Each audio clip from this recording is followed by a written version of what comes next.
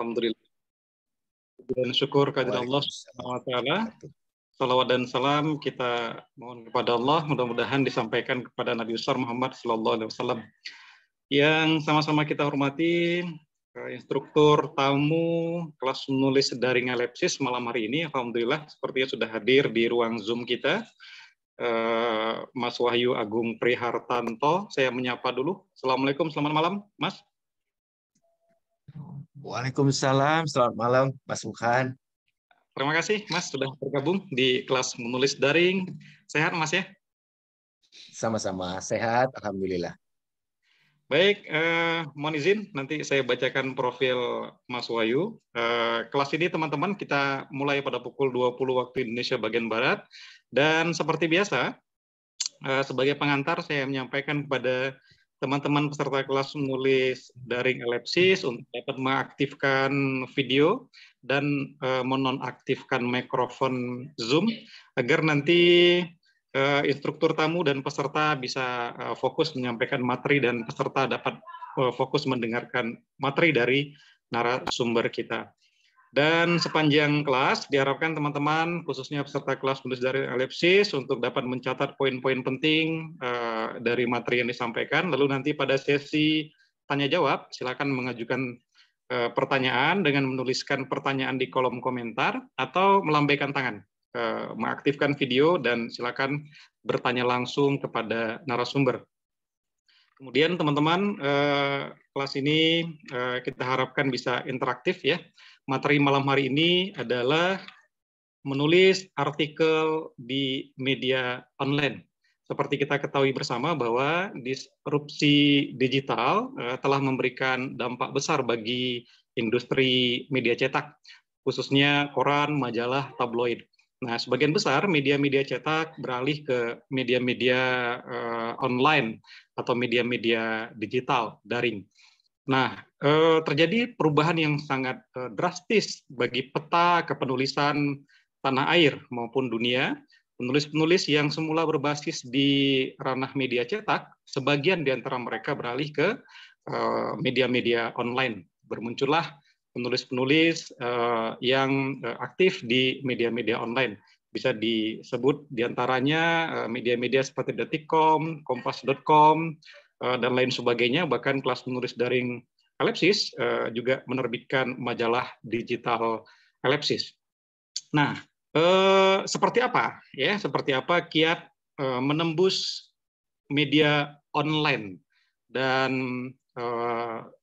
hal-hal lain yang terkait dengan dunia media online. Nanti kita akan banyak berdiskusi dengan instruktur tamu kita malam hari ini dan alhamdulillah telah hadir di ruang kelas menulis daring Kanda Wahyu Agung Prihartanto.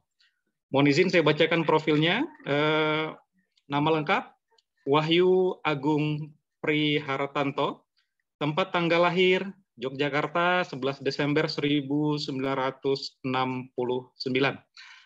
Beralamat di Bumi Suko Indah, B1 nomor 59 Sidoarjo, Jawa Timur. Gelar Esos MM, pekerjaan, pengalaman kerja banyak sekali, salah satunya dan sampai sekarang General Manager Terminal Tanjung Tembaga dari bulan Maret 2021 sampai sekarang, dan lain-lain, banyak ya. Pendidikan formal tahun 2022 lulus sebagai strata 1 di Universitas Muhammadiyah Mataram, kemudian 2012 lulus strata 2 di Universitas Wijaya Putra, 2016 lulus sebagai ANT 2 Poltekpel Surabaya, dan 2019 lulus sebagai ANT 1 PIP Semarang. Beberapa prestasi sebagai penulis, beliau dikenal sebagai penulis buku-buku kepelabuhanan pada tahun 2015, penulis buku-buku antologi 2017, dan sampai sekarang penulis lepas di detiknews.com. Selamat malam dan terima kasih kepada Mas Wahyu yang sudah berkenan hadir. Teknisnya 30 menit ke depan, Mas Wahyu akan menyampaikan materi, kemudian teman-teman menyimak, lalu nanti setelah 30 menit penyampaian materi kita buka sesi tanya jawab. waktu layar sepenuhnya diserahkan kepada narasumber, kepada Mas Wahyu Agung Prihartanto, dipersilahkan dengan hormat. Baik, terima kasih Mas Subhan. Assalamualaikum warahmatullahi wabarakatuh. Waalaikumsalam. Rabbi shrah li sadri wa yassir amri wahlul 'uqdatam min lisani yafqahu qawli. Baik, selamat malam semuanya, teman-teman yang tergabung di dalam kelas menulis online yang difasilitasi oleh majalah Elipsis. Saya ucapkan terima kasih waktu dan kesempatannya Mas Subhan dan segenap tim di majalah Elipsis. Mas Wahyu, videonya tidak aktif? Ini sepertinya ada gangguan sedikit ini Mas Subhan di kamera kami. Ini sudah kami open tapi kok nggak kelihatan. Sebentar ya. Oh, gitu. Kalau suara clear ya Mas Subhan ya? Suara bagus, bagus. Oke. Baik, barangkali sambil berjalan ya, nanti sambil kami coba perbaiki anunya, videonya Mas Subhan. Silakan Mas. Oke, baik. Baik, teman-teman sekalian, rekan-rekan sekalian, jadi betul apa yang disampaikan oleh Mas Subhan tadi. Barangkali mohon izin langsung bisa ke materinya, Mas Subhan. Baik, silakan Mas. Oke. Memang belakangan ini, terutama ini menjadi pelecut itu pada saat kita memasuki atau kita diserang oleh wabah pandemi COVID-19 beberapa waktu yang lalu, sahabat-sahabat semua. Jadi pada waktu itu sampai dengan di sekolah-sekolah maupun di kantor-kantor pun serba media daring ya atau serba media online. Nah, ini juga rupa-rupanya berimbas kepada media, khususnya media cetak beralih ke media online. Memang ini tidak bisa kita nafikan ya, karena memang sesuatu yang harus terjadi. Jadi di ketika orang-orang sudah semakin sibuk, sudah semakin busy ya, sudah semakin busy. Jadi hampir tidak ada waktu mereka-mereka itu untuk mengambil waktu untuk membaca media ataupun surat kabar yang berlembar-lembar itu. Dan satu hal itu, hal yang lain juga sekarang begitu bejibunnya berita-berita itu datang hilir mudik setiap detik, bahkan setiap detik, setiap menit rame dibicarakan di setiap lini masa di media sosial yang ada di gadget kita masing-masing. Nah, itu salah satunya yang melatar belakangi kenapa media online ini menjadi rame dibicarakan, bahkan di beberapa kesempatan itu telah dibuka berbagai macam kelas-kelas menulis online tersebut. Lanjut, Mas. Nah, ini adalah sahabat-sahabat semuanya yang saya hormati. Ini saya mencoba menampilkan beberapa artikel yang syukur alhamdulillah berhasil kami tulis, dan lebih syukurnya lagi itu ada beberapa yang sudah bisa dimuat atau dipublikasi di beberapa media online. Nah, nanti seperti apa untuk kisi-kisinya ataupun taktiknya nanti sama-sama kita bahas di berikutnya. Lanjut. Nah, dalam diskusi kita pada malam hari ini, minimal tidak banyak semua sahabat-sahabat sekalian. Nanti selebihnya memang kita sambung dengan diskusi saja ya. Kita sambung dengan diskusi saja yang banyak. Namun demikian saya akan mencoba untuk mendeskripsikan paling tidak nanti sahabat-sahabat sekalian akan mengetahui Apa sih yang menjadi definisi dari opini tersebut.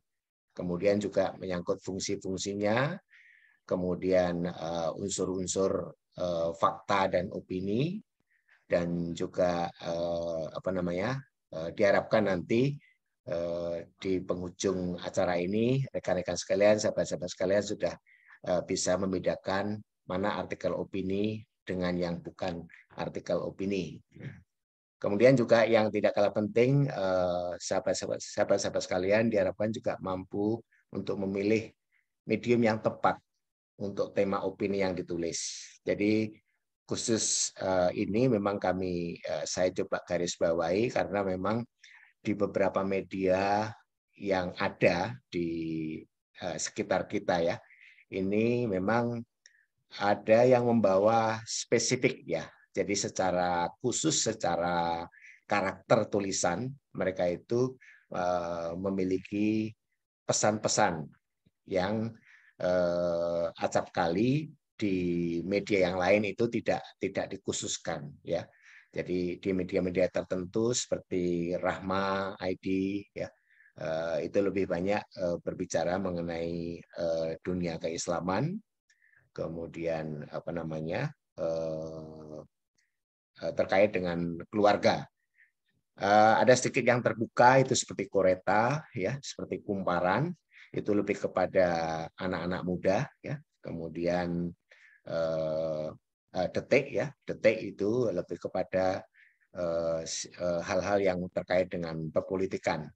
Dan tidak kalah penting, dan saya juga syukur alhamdulillah ya, di media Elipsis ini pun juga beberapa waktu yang lalu alhamdulillah artikel kami sudah bisa dimuat di media Elipsis ini. Dan dalam kesempatan ini saya juga mengucapkan terima kasih atas kesempatan dan waktunya. Kemudian juga yang tidak kalah penting adalah mengetahui momentum yang tepat. Kapan tulisan artikel kita ini bisa kita publish atau kita kirim ke media-media tersebut. Lanjut. Nah, secara garis besar, sahabat-sahabat sekalian, opini ini kalau kita coba lihat dari dari KBBI ya, nanti dari KBBI, yaitu merupakan pendapat atau pikiran ya, pikiran atau pendapat, kemudian ide, saran, argumentasi, hipotesis, dan seterusnya. Nah, ini beberapa definisi daripada opini. Versi lain yaitu yang disebut oleh Erikson dan Tedin pada tahun 2015 ya. Menulis opini menjadi sebuah ekspresi verbal dari seorang penulis terhadap sesuatu hal atau kejadian yang mempresentasikan nilai serta kepercayaan dari si penulis. Nah, ini beberapa definisi opini, sahabat-sahabat sekalian. Namun pada intinya itu, pada dasarnya adalah kita menyampaikan satu gagasan ataupun satu pendapat ya, yang kita dapatkan dari, bisa saja kita membaca, atau bisa saja kita mengangkat satu tema atau topik yang sedang hangat dibicarakan di media, atau bisa saja itu terjadi di sekitar kita, sahabat-sahabat sekalian. Jadi di sekitar-sekitar kita ini sebenarnya banyak sekali hal-hal yang mungkin menggelitik ya, mungkin menggelitik pendapat kita atau pikiran kita. Nah, itu semua bisa kita tuangkan dalam satu perspektif ataupun sudut pandang, dan itu nanti yang kita sampaikan kepada media. Tidak kalah penting bahwa juga opini ini juga berfungsi untuk mengasah otak kita, kemudian juga menajamkan pikiran dan juga memunculkan ide-ide baru, perspektif baru. Jadi sebagai contoh begini, sahabat-sahabat sekalian, mungkin di beberapa media atau di beberapa pemberitaan itu sudah banyak rame orang mengatakan kalau daging babi itu haram, misalnya seperti itu ya. Daging babi itu haram. Nah, sebisa mungkin kita mencari sudut pandang baru ya. Jadi kalau orang mengatakan bahwa daging babi itu haram, itu sudah rame dibahas orang ya. Nah, kalau kita menulis hal yang sama, sahabat-sahabat sekalian, mengenai tema itu, mengangkat tema seperti itu fungsi opini kita menjadi seperti biasa-biasa saja, sahabat-sahabat sekalian. Jadi hanya sekedar meramaikan saja, menghiruk pikukkan saja gitu ya. Tapi belum nampak satu sudut pandang kebaruan atau perspektif baru. Memang pada akhirnya dalam penulisan opini ini nanti akan memunculkan keberpihakan, sahabat-sahabat sekalian. Pro dan kontra itu pasti ada. Namun tidak usah menjadikan ini kegalauan ya, karena pada dasarnya kalau kita menulis sebuah opini atau kolom atau isi ya di media online atau media daring ataupun media cetak, itu pada dasarnya kita harus siap untuk di counter, kita harus siap untuk dilawan ya. Artinya kalau kita berpendapat melihat satu permasalahan, kemudian kita berpendapat, pendapat kita sah-sah saja untuk di counter ataupun dilawan oleh penulis-penulis lain. Nah, itu salah satu tujuan daripada penulisan artikel opini tersebut. Kemudian juga di dalam opini ini diharapkan juga akan memberikan wawasan dan pengetahuan kepada orang lain. Jadi harapannya ketika artikel kita yang kita tulis tadi sudah bisa diterima oleh pembaca, komunitas pembaca, itu dengan kata lain berarti pembaca tersebut menyetujui artikel-artikel yang telah kita tulis. Ini juga secara tidak langsung barangkali membuka wacana baru yang mungkin selama ini belum terpandang atau belum terlihat oleh si pembaca tersebut.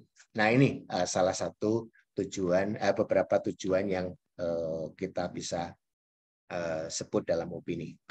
Nah, kemudian sahabat-sahabat sekalian, sebenarnya sama halnya kita membuat satu cerpen ya, atau mungkin novel dan sebagainya gitu ya, karya sastra yang lain, itu memang kita tidak bisa lepaskan dari ide atau topik, rekan-rekan sekalian ya. Ini nanti bisa dibaca definisi dari KPBI. Jadi sebelum kita menulis sebuah opini, itu harus kita tentukan dulu ide atau topiknya, apa yang mau kita angkat ya. Nanti ada beberapa hal yang terkait dengan penyusunan ide ini atau topik ini. Nah, memang pada akhirnya sebisa mungkin ide ataupun topik yang akan kita angkat itu harus menjadi topik-topik yang sedang hangat ya.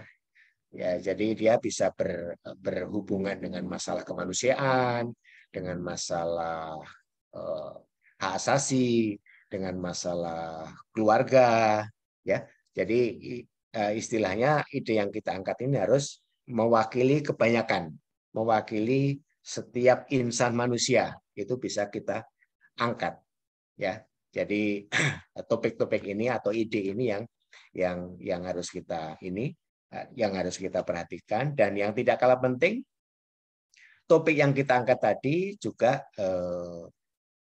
merupakan sesuatu yang menarik ya, sesuatu yang menarik. Jadi di awal tadi sudah saya sampaikan bahwa kalau orang lagi ramai mengatakan bahwa babi itu haram ya.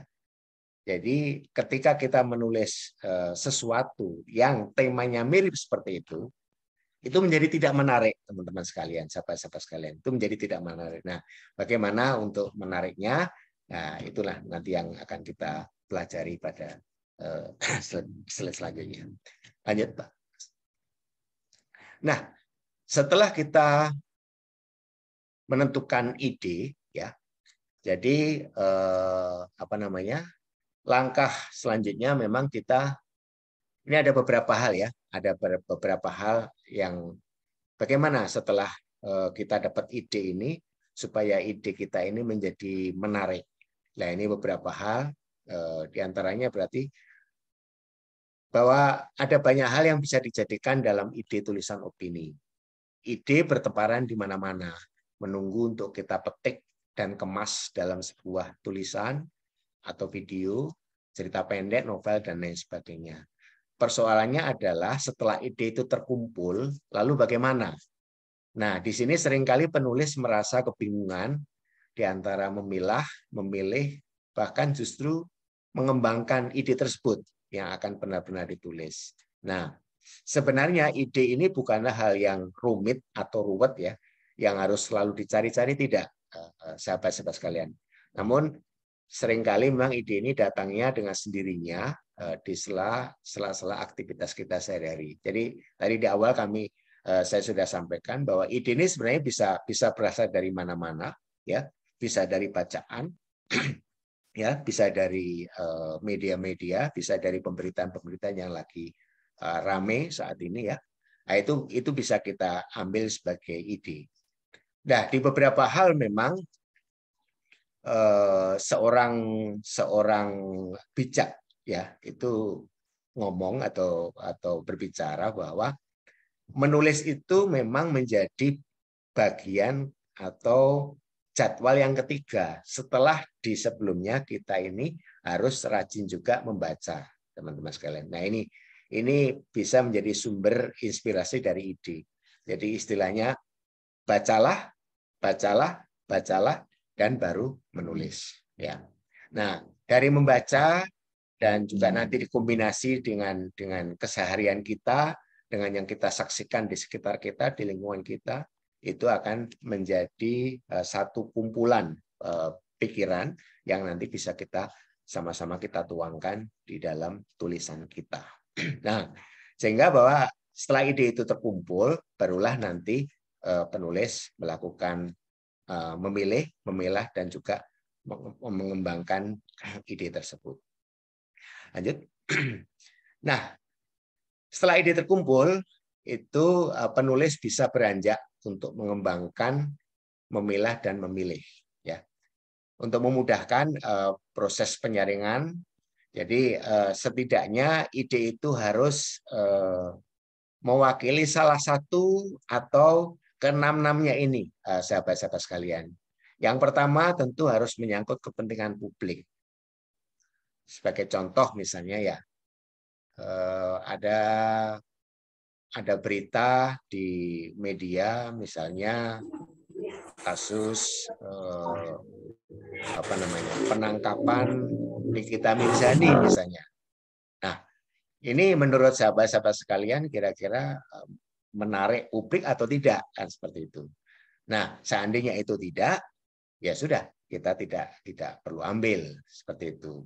Namun kalau misalnya ada berita mengenai minyak goreng ya, sekarang yang lagi mahal-mahal ini.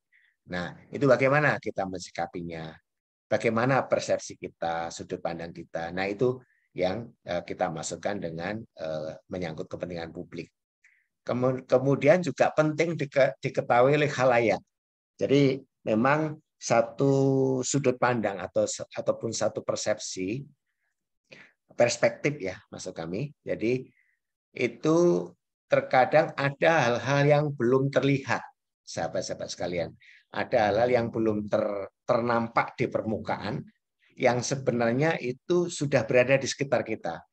Nah, tugas kita sebagai essayis ya atau sebagai penulis kolumnis ya, itu adalah menunjukkan ini loh ada sesuatu sebenarnya yang perlu kalian pembaca semua ketahui. Nah, ini yang dimasukkan dalam konteks ini.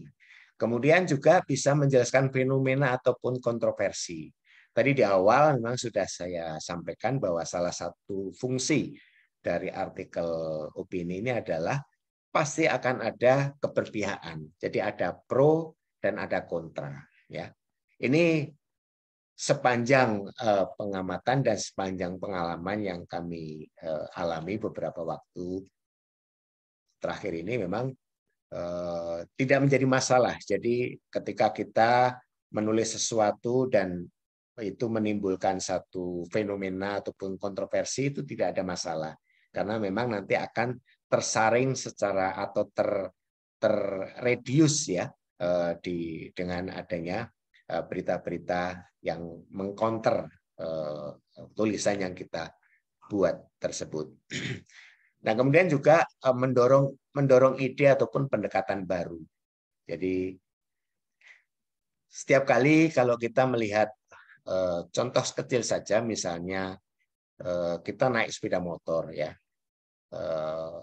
tentu seandainya kita tidak menggunakan spion ya dalam keadaan jalan, itu kita hanya bisa memandang itu dari samping kanan kiri kita sampai ke depan ya. Nah, sementara yang di belakang itu terjadi apa kita tidak tahu. Meskipun dia kita menggunakan bantuan spion itu pun ada batasan-batasan, ada beberapa angle-angle yang kita nggak bisa lihat. Nah, tugas kolumnis ataupun eseis tadi adalah melihat angle-angle yang masih buta tadi, sahabat-sahabat sekalian. Melihat angle-angle yang masih belum nampak tadi. Itu yang tugas kita untuk menampilkan atau mendorong munculnya ide-ide ataupun pendekatan baru. Kemudian juga dukungan atau kritik terhadap suatu peristiwa. Ini sama ya, jadi biasa dalam satu artikel itu ada pro dan kontra itu biasa. Yang penting di dalam penyampaiannya kita mengikuti koridor-koridor yang ada. Nah, nanti akan kita bahas di slide berikutnya. Dan juga sisi kemanusiaan dari sebuah peristiwa ini juga patut dan layak untuk menjadi perhatian kita. Terutama kan tujuan kita menulis ini sebenarnya adalah supaya kita dapat viewer lah ya, ataupun dapat pendukung ataupun dapat pembaca yang sebanyak-banyaknya. Nah, tentu isu-isu yang bersifat humanis, kemudian kepentingan publik dan sebagainya itu menjadi isu-isu yang merangsang pembaca untuk membaca artikel-artikel yang kita angkat. Lanjut.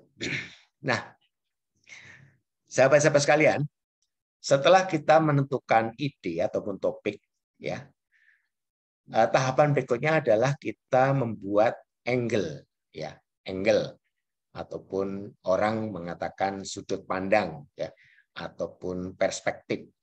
Nah, angle ini sebenarnya adalah satu kata bantu atau satu sarana bantu ya untuk menentukan agar tulisan kita ini enggak melayang kemana-mana, teman-teman sekalian, sahabat-sahabat sekalian. Jadi harus ditentukan dulu sudut pandangnya mana yang akan kita tentukan, ya. Jadi angle ini kalau didefinisikan adalah satu aspek dari ide yang dianggap paling menarik dan paling penting atau semacam bidikan terhadap suatu persoalan dari satu sudut pandang. Nah, kemudian untuk mendapatkan atau menemukan angle ini yang akan ditulis atau yang mungkin ditulis dari suatu ide atau topik diperlukan cara berpikir divergen. Berpikir divergen itu adalah menggali sebanyak mungkin alternatif jawaban dari suatu masalah. Jadi gambarannya begini, sahabat-sahabat sekalian.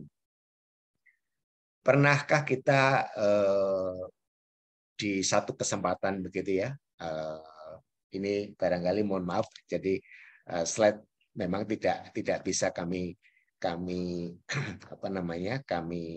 tampilkan secara keseluruhan, namun akan kami coba gambarkan ya. Jadi suatu ketika kita dihadapkan dengan satu gambar ya, satu gambar, misalnya gambar sebuah pohon begitu ya. Nah, kalau orang yang secara langsung atau secara kasat mata itu pasti akan dia melihat, oh itu adalah gambar pohon. Akan dengan cepat si penulis tadi akan melihat itu gambar pohon. Nah, berpikir divergen dalam konteks ini adalah ada apa sih sebenarnya di balik batang pohon itu? Atau ada apa di sela-sela daun pohon itu? Jangan-jangan ada apa namanya tarang burung ya? Atau jangan-jangan di sebalik batang pohon sana itu ada binatang atau ada hewan seperti itu ya. Nah, disinilah cara berpikir divergen, yaitu mencari sebanyak mungkin alternatif pikiran dari sebuah masalah. Nah, kemudian sahabat-sahabat sekalian, setelah kita menentukan angle, ya, setelah kita menentukan angle, step berikutnya tidak bisa kita hindari adalah riset, ya. Nah, riset ini memang di beberapa media tertentu ya, seperti di Tempo, di Detik ya, kemudian di Kompas ya, di kompas.com itu sangat diperlukan riset ini, sangat diperlukan riset ini. Meskipun riset ini kita tidak, si penulis, si essayist itu tidak diwajibkan untuk membuktikan dari satu temuan. Misalnya, contoh misalnya, dalam tulisan kita tadi itu kita membutuhkan satu temuan yang ditemukan oleh Albert Einstein misalnya ya, IMC kuadrat. Nah, itu sudah sangat umum. Nah, dalam konteks essayist kita tidak perlu untuk membuktikan kenapa kok bisa IMC kuadrat. Enggak sampai di situ. Jadi tugas kita hanya adalah bahwa di dalam hukum apa namanya keseimbangan itu memang ada satu temuan yang telah ditemukan oleh Albert Einstein dengan narasi seperti itu. Nah, itu sudah sampai di situ. Jadi konteks kita sebagai essayist itu tidak membuktikan, namun cukup menunjukkan ini loh datanya, ini loh apa namanya kuncinya, ini loh hitung-hitungannya seperti itu. Ini kebetulan kemarin apa namanya seperti di Detik ya, di tulisan saya yang kemarin Detik ditampil di Detik itu yang kita ambil judul paradoks apa namanya paradoks endemi ya dengan dan naiknya apa namanya rob banjir di Tanjung Mas. Nah, itu saya ambil judul itu, saya mengangkat beberapa, saya pergunakan riset ini, saya mendapatkan data-data yang mendukung dari tulisan tersebut. Nah, biasanya yang paling gampang adalah dalam melakukan riset ini kita pakai rumus ini, 5W plus 1H. Jadi satu topik atau satu ide yang sudah kita tentukan bisa dimaksimalkan atau tolong maksimalkan dengan 6 pertanyaan ini, sahabat-sahabat sekalian. Jadi what, ya, kemudian where, ya, kemudian who, kemudian which, ya, kemudian apalagi ya, apa namanya, how, ya, bagaimana. Jadi 5W1H ini tolong dikembangkan untuk apa namanya ya, untuk mengupas dari topik ataupun ide tersebut. Ya, misal satu contoh kita akan mengangkat satu ide tentang minyak goreng meresahkan ibu-ibu misalnya seperti itu. Itu ide yang misalnya kita angkat. Nah, ayo kita gali menggunakan riset, menggunakan 5W+1H ini. Contoh misalnya what atau apa, kita ambil misalnya apa yang meresahkan ibu-ibu misalnya seperti itu. Atau kalau who misalnya siapa yang harusnya bertanggung jawab atas keresahan ini dan sebagainya. Nah, ini bisa kita gali sebanyak-banyaknya sahabat-sahabat sekalian. Nanti dari situ dengan harapan kita sudah bisa menentukan angle-nya. Baik, lanjut. Nah, sahabat-sahabat sekalian, setelah ide sudah dapat, kemudian kita melakukan riset, kemudian setelah riset dapat, kita dapat nanti angle, ya. Setelah risetnya sudah terpenuhi, kita baru menentukan angle. Nah, angle nanti akan dibagi. Biasanya ada angle yang paling penting, ya. Ada angle yang mendesak, ya.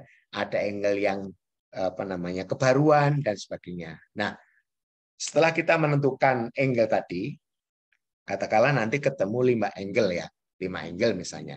Dan ternyata dari 5 angle tadi yang kita menganggap paling penting, yang cukup mewakili suara publik atau yang cukup berkaitan dengan masalah-masalah kemanusiaan, ternyata hanya ada 5 misalnya seperti itu, ya kan? Ya sudah, 5 itu saja, sahabat-sahabat sekalian yang diulangi. Dari 5 tadi ternyata hanya ada 2 misalnya seperti itu, yang kita kategorikan penting misalnya. Nah, dari 2 tadi yang kita coba kembangkan menjadi satu outline ya. Jadi kita langkah berikutnya adalah menentukan outline atau kerangka tulisan. Nah, apakah definisi dari outline itu adalah bahwa outline merupakan sebuah ringkasan dari apa yang ingin penulis tuliskan. Nah, selebihnya nanti sahabat-sahabat sekalian bisa dibaca. Nah, dari outline tersebut, sahabat-sahabat sekalian, kita setelah ketemu tadi 2 angle ya, yang coba kita angkat, kemudian dari masing-masing angle tadi, kita kembangkan menjadi outline, ya. Nah, outline-nya itu nanti bisa kita kembangkan lagi menjadi sub outline, ya, atau sub pointer. Nah, dengan sendirinya nanti akan terbentuk beberapa outline dan beberapa pointer. Nah, sebenarnya itu sudah menjadi kata dasar, ya, kata dasar dari satu rangkaian kalimat, sahabat-sahabat sekalian. Nah, sehingga ketika kita kembangkan menjadi satu paragraf itu akan relatif dengan mudah. Jadi dengan kita menulis ini semua, tahapan-tahapan ini semua, susunan kalimat kita, susunan kata-kata kita, dan juga ide ataupun topik serta angle yang sudah kita tetapkan tadi akan sendirinya akan mengatur, akan memagari sahabat-sahabat sekalian, akan memagari kita agar kita tidak kesana kemari. Jadi kita harus fokus, ya, fokus ke satu titik, kemudian itu kita kembangkan. Nanti setelah dikembangkan baru kita rangkai satu persatu, satu kalimat dengan kalimat yang lain, itu akan terbentuklah satu paragraf. Nah, itu kira-kira outline yang kita maksudkan di sini. Lanjut. Nah, tadi sudah kita sampaikan ya bahwa setelah ketemu outline dan pointer, ya, itu nanti dengan sendirinya akan membentuk seperti alur ya, seperti gelombang seperti itu, sahabat-sahabat sekalian. Nah, secara teori alur ini atau alur kerangka ini dibagi menjadi 5 ya. Ini ada 5 teknik alur. Nanti silahkan sahabat-sahabat sekalian lebih cocok atau lebih cenderung menggunakan alur yang mana, itu silahkan. Ini ada disebut alur kronologis, yaitu membangun narasi berdasarkan urutan kejadian atau kronologi. Kemudian ada alur ruang, menggambarkan secara runut kondisi lokasi kejadian atau latar peristiwa. Kemudian ada alur logis, yaitu mengikuti jalannya cerita baik secara kronologis maupun deskripsi ruang, tapi juga aktif membentangkan masalah. Nah, kemudian juga ada alur umum dan alur umum khusus atau alur khusus umum. Ya, jadi ada model-model tulisan, sahabat-sahabat sekalian, di lead-nya di paragraf pertama, paragraf kedua itu bersifat umum, sahabat-sahabat sekalian. Nah, kemudian nanti di paragraf selanjutnya itu agak mengerucut atau agak mengkhusus sampai dengan penutup. Jadi secara umum baru mengerucut ke bawah menjadi simpulan. Ada juga yang sebaliknya, ada juga yang si penulis itu menyukai yang gaya khusus umum. Jadi spesifik dulu, sahabat-sahabat sekalian, kemudian nanti baru dikembangkan. Nah, setelah dikembangkan dengan mengkomparasi dengan satu temuan ataupun data-data yang mendukung, ya, baru nanti diambil kesimpulan. Dan juga bisa juga sahabat-sahabat menggunakan alur pemecahan masalah. Jadi alur ini berusaha memberikan alternatif opsi pemecahan masalah sebagai hasil pemikiran penulis yang ditunjang oleh logika yang mengena. Jadi ini yang begini sahabat-sahabat sekalian, bahwa ide dasar atau topik yang diangkat itu solusinya adalah sebisa mungkin atau semaksimal mungkin solusi yang kita tawarkan adalah ide awal kita, sahabat-sahabat sekalian. Adapun kita mencuplik pendapat orang atau mencuplik data satu institusi gitu ya, entah BPS atau apapun, itu semata-mata hanya untuk menguatkan pendapat tersebut, ya. Jadi dimohon tidak dibalik, sahabat-sahabat sekalian. Jadi kita belum punya pendapat sebenarnya, belum punya satu pemikiran, ya. Tapi masalah yang kita angkat tadi seolah-olah itu dijawab oleh temuan orang gitu ya. Itu enggak, itu tidak diharapkan dalam satu penulisan opini ataupun isis. Jadi ini harus murni berangkatnya dari pola pikir kita, pendapat kita terhadap satu masalah. Nah, itulah yang secara umum yang disebut dengan alur pemecahan masalah. Lanjut. Nah, sahabat sekalian, setelah seluruh kerangka dan alur, ya, tadi sudah kita sama-sama kita diskusi, kita pelajari. Yang tidak kalah penting adalah lead, ya. Lead atau orang biasa nyebut teras berita. Ini begini, secara garis besar begini, sahabat-sahabat sekalian.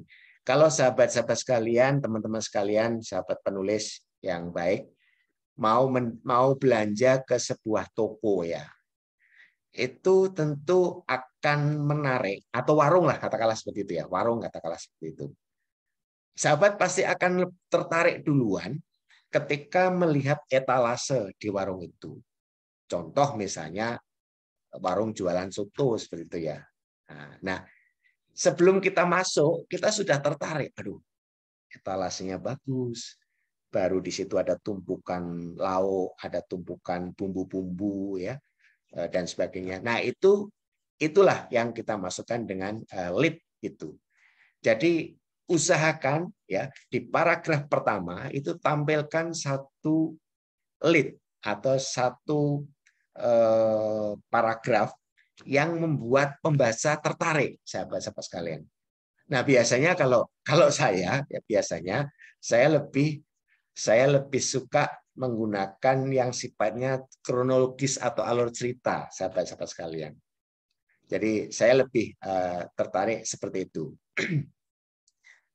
Contohnya begini, ini saya contohkan, ya, rekan-rekan sekalian.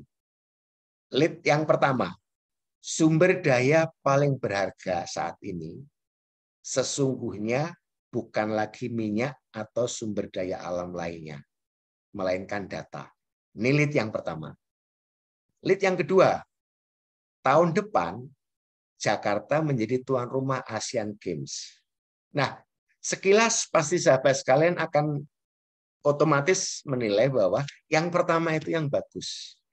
Ya, jadi pembaca itu sudah dikesankan dengan satu permainan emosi ya, permainan emosi. Oh iya, ini ada sumber daya yang ternyata yang berharga itu adalah bukan lagi minyak, tapi ada sumber daya alam, sumber daya alam lain yaitu data. Itu akan lebih menarik, sahabat-sahabat sekalian, ketimbang yang lead yang kedua. Nah, kurang lebih seperti itu, sahabat-sahabat, nanti di dalam menentukan, di dalam membuat atau menyusun lead sebagai daya tarik pertama. Oke, lanjut.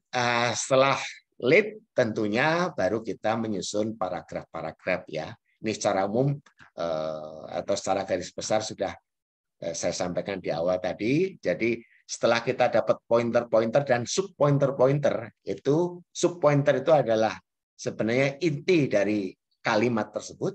Nah, itu tinggal nanti digabungkan ya, digabungkan dengan kata sambung dan sebagainya.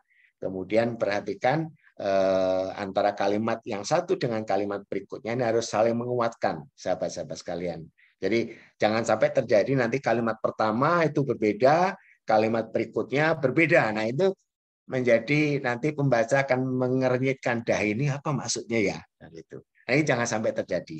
Nah, jadi ini dalam satu paragraf itu harus ada pembuka, kemudian pembahasan masalah ya, kemudian penutup. Ya, ibaratnya satu dengan yang lain itu harus saling menguatkan.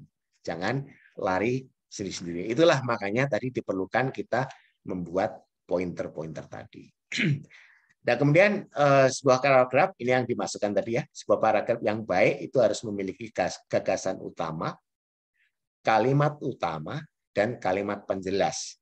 Yang satu dan lainnya itu terpadu membentuk satu kesatuan yang kokoh ya, yang padat, yang kokoh. Jadi satu paragraf itu harus kokoh ya. Jangan sampai ada yang tercerai-berai seperti itu. Nah, kemudian dalam satu paragraf itu usahakan sahabat-sahabat sekalian itu hanya menampilkan satu pokok pikiran.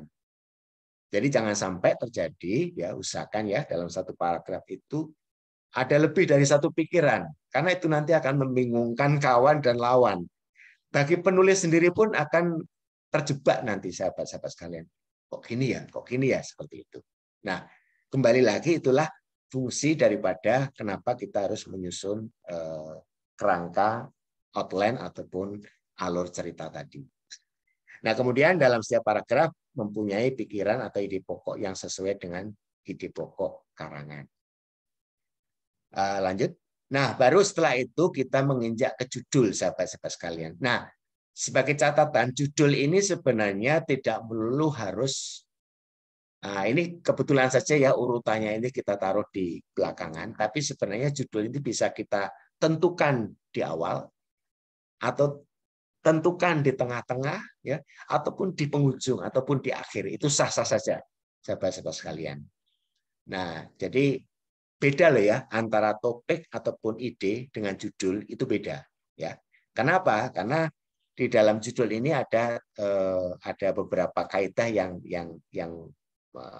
yang mungkin nanti menjadi bahan kita, yaitu bahwa judul yang menarik adalah judul tulisan yang membuat pembaca terpincut ya, kesengsem ya. Ini samanya dengan teras tadi.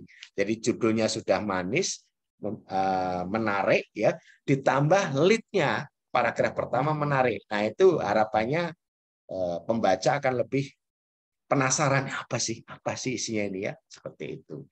Nah, kemudian juga daya tarik dari judul bisa muncul karena rasa ingin tahu atau penasaran ya. Judul pun sama, bisa diibaratkan sebagai etalase atau lemari kaca besi. Nah, beberapa tips ataupun kiat membuat judul, sahabat-sahabat sekalian, itu setidaknya ada 5 ini, sahabat-sahabat sekalian. Ya, namun nanti ini bisa dikembangkan ya kalau teman-teman, sahabat-sahabat sekalian mempunyai tips yang lain, tidak masalah.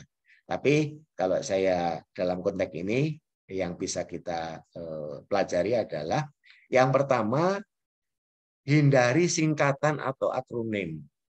Ya, Sebagai contoh misalnya lansia, ya sahabat-sahabat sekalian. Lansia itu sebaiknya dihindarkan, ya. Tapi ditulis saja. Jadi lanjut usia misalnya seperti itu. Jadi hindari hal yang bersifat singkatan ataupun akronim.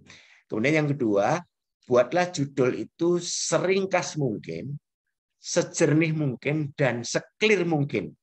Ya, ini supaya tidak ada bias. Nanti pembaca yang budiman akan kasihan kalau belum sudah dihadapkan dengan pembiasan dari judul. Kemudian juga manfaatkan efek bunyi, peribahasa, dan kalau perlu gaya bahasa, sahabat-sahabat sekalian.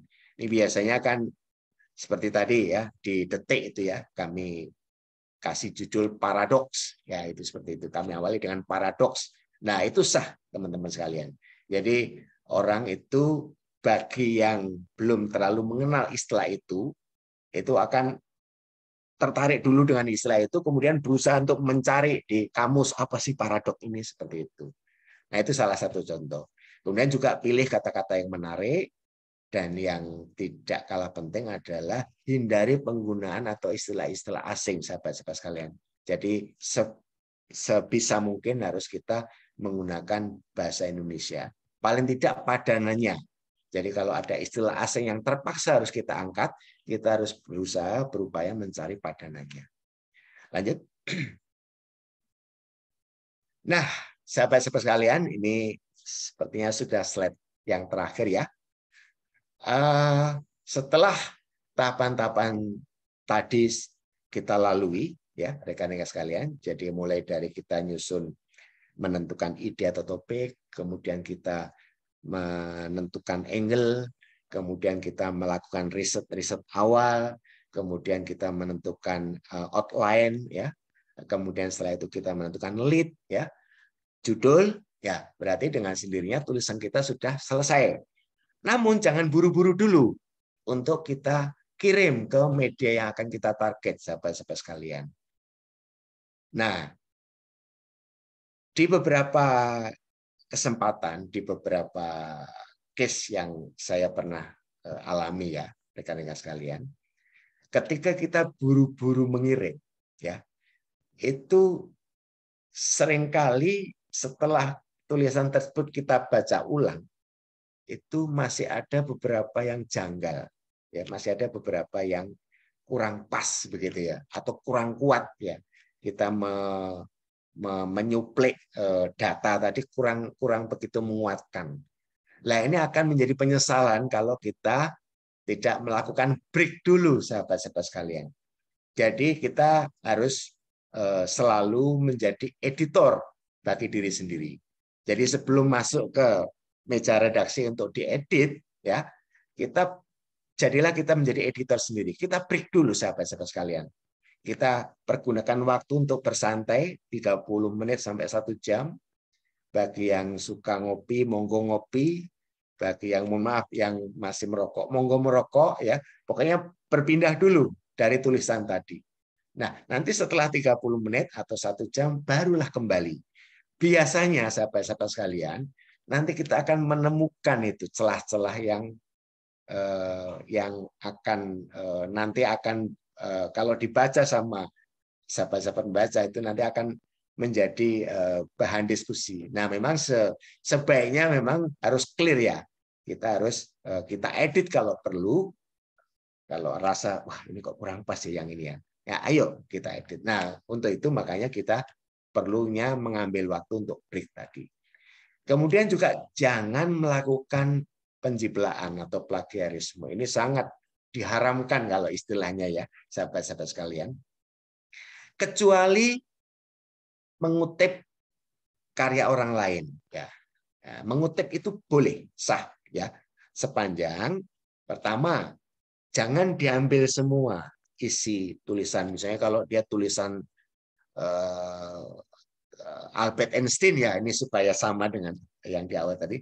Terus di situ ada temuannya itu berupa kalimat panjang itu. Tidak perlu itu ditulis semuanya, tapi cukup dicuplik saja, mengambil kata ataupun gabungan kata yang menurut teman-teman, sahabat-sahabat itu penting. Nah, setelah itu dicuplik, baru cantumkan asal usul, asal muasal dari kutipan tersebut. Nah, itu boleh, ya itu boleh. Namun jangan memplagiaris, jadi di copy semua baru diplek, nggak ada berubah sama sekali, itu tidak boleh. Biasanya nanti memang beberapa pengalaman ya, beberapa ini mungkin di sini ada Mbak Fatati ya, Bu Umu, nanti bisa kalau memang ini dalam diskusi bisa melengkapi. Itu kita nanti akan dibully sahabat-sahabat sekalian ya. Kita ada komunitas gitu ya, itu akan dibully. Itu tulisannya si A, itu tulisannya si B, kalimatnya persis, kata-katanya persis. Nah, itu akan dihukum oleh apa ya? Akan dihukum oleh etika gitu loh. Jadi maka dari itu hindari plagiarisme ini sahabat sekalian. Kemudian juga jangan sara, ini pasti ya. Jadi hindari yang berbau-bau suku, agama, ras dan segala macam ya. Itu jangan sampai seperti itu. Nah, juga tidak kalah penting yaitu jangan menulis yang mengarah ke pornografi atau vulgar. Kalau memang tulisan kita, artikel kita memang membahas hal-hal yang berkaitan dengan hal tersebut, maka harus ditulis demikian rupa sehingga tidak menimbulkan kesan vulgar ataupun porno. Seperti itu. Jadi gimana ya? Mungkin akan terasa beda kalau, mohon maaf ini hanya sekedar contoh saja.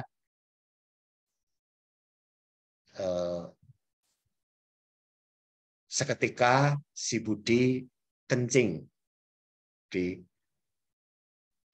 melepas celana untuk kencing, ya itu akan lebih smooth, akan lebih beretika kalau seketika itu Budi meminta izin untuk ke belakang. Nah, itulah jadi contoh-contoh, salah satu contoh-contoh yang untuk memperhalus kesan pornografi ataupun vulgar tadi.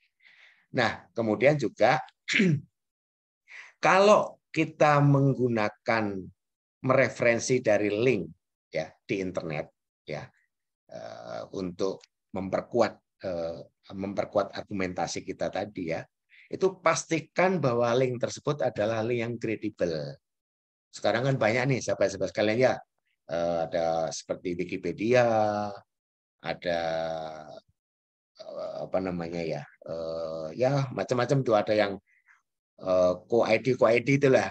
Nah, itu harus kita teliti ulang, sahabat-sahabat. Kalau kita mau menggunakan link tersebut, harus kita pastikan jangan sampai nanti malah kita dianggap sebagai menyebar berita bohong ataupun hoax. Nah, itu beberapa momentum-momentum ya yang harus kita lakukan sebelum kita mengirimkan tulisan kita atau artikel kita ke media online. Saya kira seperti itu, Mas Subhan. Jadi mohon maaf kurang lebihnya. Saya kembalikan waktu dan kesempatan kepada Mas Subhan. Silakan, Mas. Terima kasih. Baik, terima kasih, Mas Agung. Mas Wahyu Agung Prihartanto, luar biasa ya, teman-teman. Ternyata kiat menulis artikel opini di media online ya tidak jauh berbeda dengan menulis artikel opini di media massa ya, media cetak ya. Nah, tadi kiat-kiatnya sudah disampaikan oleh Mas Wahyu, bagaimana mencari ide topik, lalu menulis angle, sudut pandang, perlu dukungan riset, juga penulisan dengan teknik 5W1H, menentukan kerangka tulisan, outline, membuat teras berita atau lead, menulis paragraf, kemudian kiat menulis judul artikel yang menarik, memancing. Kemudian yang paling penting sebelum naskah artikel opininya dikirim, ya penulis harus menjadi editor bagi diri sendiri. Nah, ini sering sekali penulis-penulis pemula, khususnya di kelas penulis daring Elipsis ya, jangan terburu-buru mengirimkan naskah ke media, baik media cetak maupun online, tapi baca dulu beberapa kali, termasuk mengecek sumber-sumber kutipan tadi yang dikatakan oleh Mas Wahyu, jangan sampai nanti terindikasi plagiat.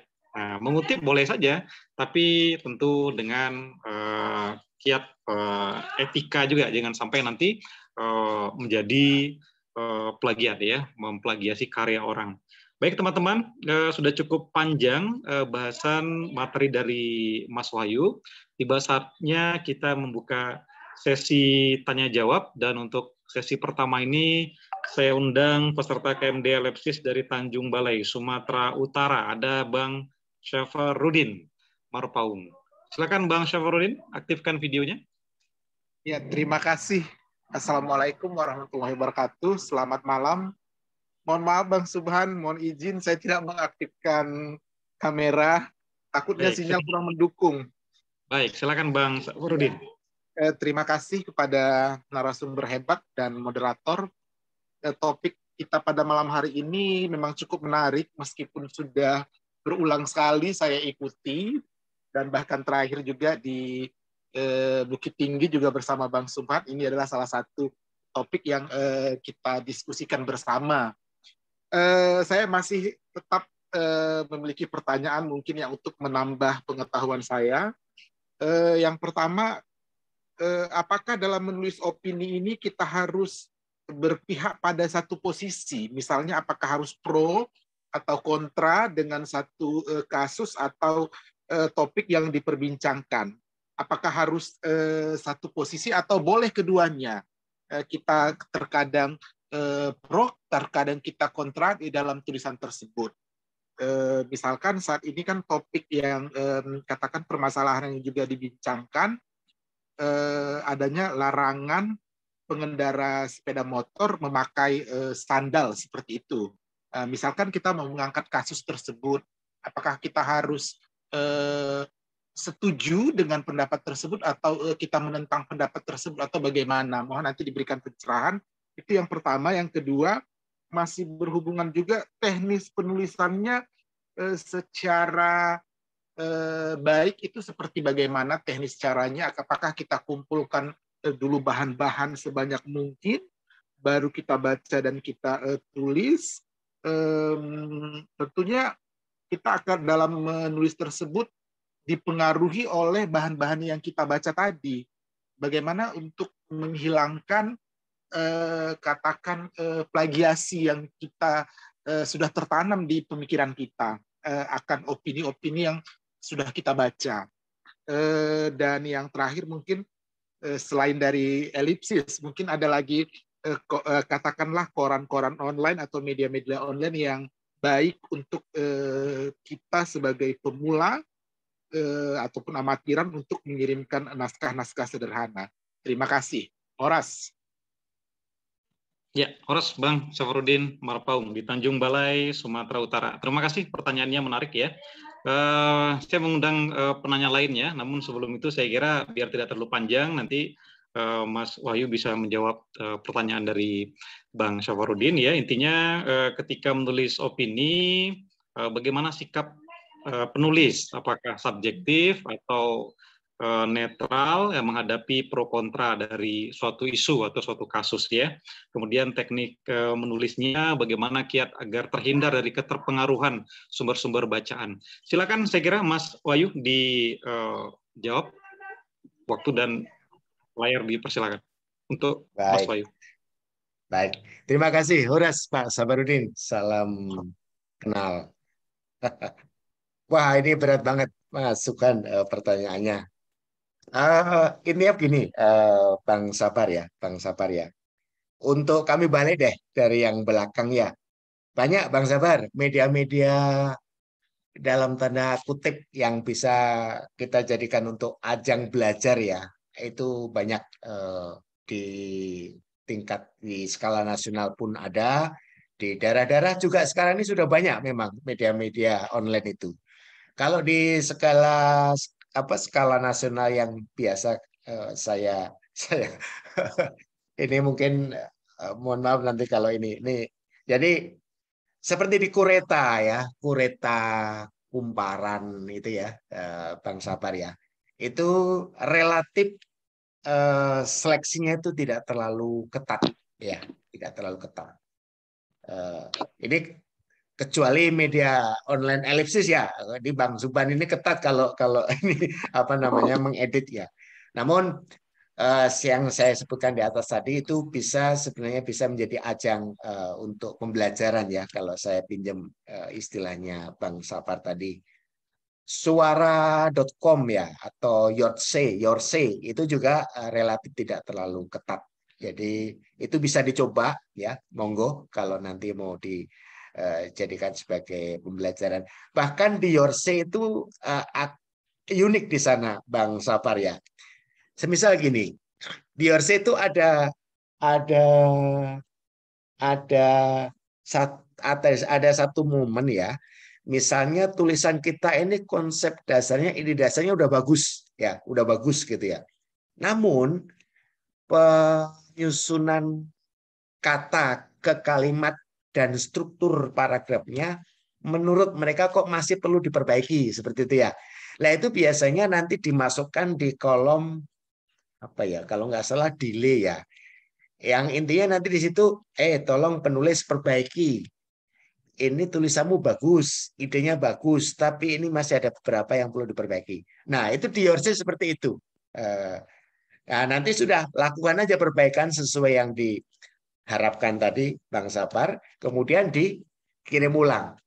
Insya Allah nanti itu pasti ditayangkan kalau seperti itu. Nah, namun kalau seperti di Kureta ataupun di Kumparan itu tidak ada mekanisme itu ya. Jadi pilihannya dia ya ditolak ataupun diterima. Namun kalau yang saya alami kemarin memang ibaratnya dari 10 atau 5 lah ya, 5 artikel tulisan kita itu paling 1 atau 2 yang ditolak. Artinya sebagian besar sudah bisa diterima. Nah, itu Bang Sapar mudah-mudahan menjawab. Kemudian masalah pro dan kontra tadi. Kalau saya lebih cenderung tuh memilih istilah apa namanya? Kebaruan, Bang. Sudut kebaruan ya. Kalau Abang mengangkat masalah larangan orang naik motor pakai sandal jepit. Coba kalimat itu Abang balik misalnya. Apakah sandal jepit mencelakakan pengendara motor? Nah, misalnya seperti itu ya Bang ya. Atau apakah sandal jepit itu mengganggu sopan santun ataupun kepatutan dalam berkendara sepeda motor? Nah, seperti itu. Nah, munculkan itu melalui mekanisme tadi itu Bang, 5W plus 1H tadi Bang ya. Perbanyak itu kupasan pertanyaan-pertanyaan itu, kemudian nanti baru Abang ambil mana yang menurut Abang itu paling penting untuk diketahui oleh masyarakat. Nah, saya lebih cenderung seperti itu. Terlepas nanti tulisan kita itu mau dianggap pro ataupun kontra, bagi saya tidak ada masalah, Bang. Seorang essayist itu tidak melihat itu ya, tidak melihat itu. Jadi yang penting kita punya pendapat terkait satu masalah yang belum banyak dibicarakan orang, itu sah saja, Bang. Itu sah saja. Seperti itu, Bang. Baru yang ketiga tadi aku Mas Ban. Agak lupa saya. Atau mungkin ini sudah menjawab tadi semua ya. Ya, menghindari keterpengaruhan dari bahan-bahan bacaan, Mas Wahyu. Oh iya maaf. Betul. Gini Abang. Tadi di penghujung tadi sudah saya sampaikan ya. Jadi memang bergeraknya dari ide dasar kita dulu, Abang. Ya, jadi jangan sampai terjadi begini. Jangan sampai terjadi ada masalah, ya, ada problem yang menurut kita ini problematika, ya. Sebenarnya kita belum punya sesuatu yang ingin ditawarkan untuk menyelesaikan problem itu, ya. Tapi kita hanya menyadur sana sini, menyuplik sana sini. Si A ngomong gini, si B ngomong gini, si C ngomong gini, digabung, Abang gabung, itu seolah-olah menjawab permasalahan tadi, itu yang tidak disarankan Abang. Jadi ini harus dibalik. Jadi apa yang terjadi di sekitar kita, itu Abang punya sudut pandang apa tentang itu. Nah, setelah itu baru nanti Abang mencari referensinya. Gitu ya Bang ya. Referensi yang menguatkan pendapat Abang tadi. Jadi referensi itu ngikut kita gitu Bang. Referensi ngikut akal pikiran kita, bukan kita dikendalikan oleh mereka, oleh referensi tadi. Kurang lebih seperti itu, Abang. Mudah-mudahan menjawab. Baik, terima kasih Mas Wahyu, Bang Safarudin, Bang Safarudin di Tanjung Balai. Mudah-mudahan memuaskan ya.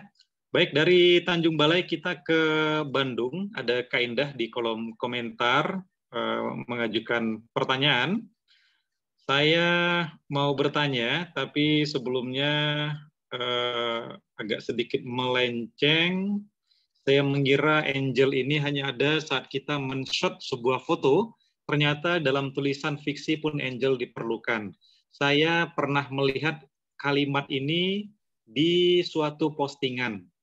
Wartawan diberi kebebasan menentukan angel berita sesuai ideologi jurnalisme dan juga kadar keimanan. Yang kedua, saya tidak tahu ya kebenarannya ini. Namun beberapa media seperti di televisi dalam membacakan angel berita, ada yang pro ke pemerintah dan ada yang lebih ke oposisi, mencari sisi negatif, menjatuhkan pemerintah. Karena kan setiap penulisan angel ini beberapa media tentunya memiliki sudut pandang yang berbeda. Bagaimana menurut Bapak? Silakan Mas Wahyu punya pandangan. Baik, aduh berat lagi nih Bang. Dengan dari Kak siapa, Bang? Indah di Bandung. Oke, ya, ya Kak, terima kasih atas ininya, atas pertanyaannya. Ya. Ya, saya kira menjawab ya. Jadi kembali lagi bahwa di dalam apa namanya, misalnya gini, Kak ya, misalnya kita kita diajak sama seorang teman, ya kita diajak seorang teman untuk mendatangi undangan minum kopi di satu kedai, ya. Nah, beritanya cuma seperti itu. Tapi coba kakak bandingkan dengan kakak diundang minum kopi oleh seorang teman di satu kedai dengan nama kedai Karina misalnya, beralamatkan di jalan ini nomor sekian misalnya, jalan yang bisa dilewati itu dari jalan segini sampai dengan jalan ini misalnya, kemudian apa namanya traffic kendaraan di jam-jam tertentu itu kira-kira seperti ini misalnya.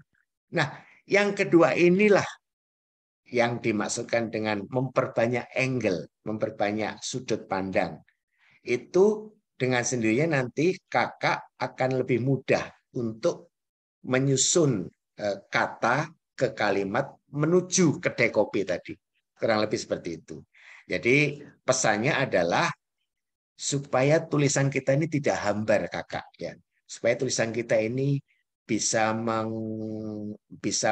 merujuk, mengakomodir semua sisi, semua sudut ya untuk mencapai satu tujuan. Kurang lebih seperti itu. Nah, perkara di beberapa surat kabar, surat media, apa namanya, media televisi, media cetak, memang harus kita akui memang begitu adanya, ya Kak ya. Jadi kalau yang disebut dengan bebas netral itu saya kira untuk saat-saat ini sudah jauh lah, sudah jauh dari api ke panggang seperti itu ya. Tapi ya itu memang sah-sah saja. Ini kembali lagi kepada kita pembaca yang budiman ini untuk memilah dan memilih.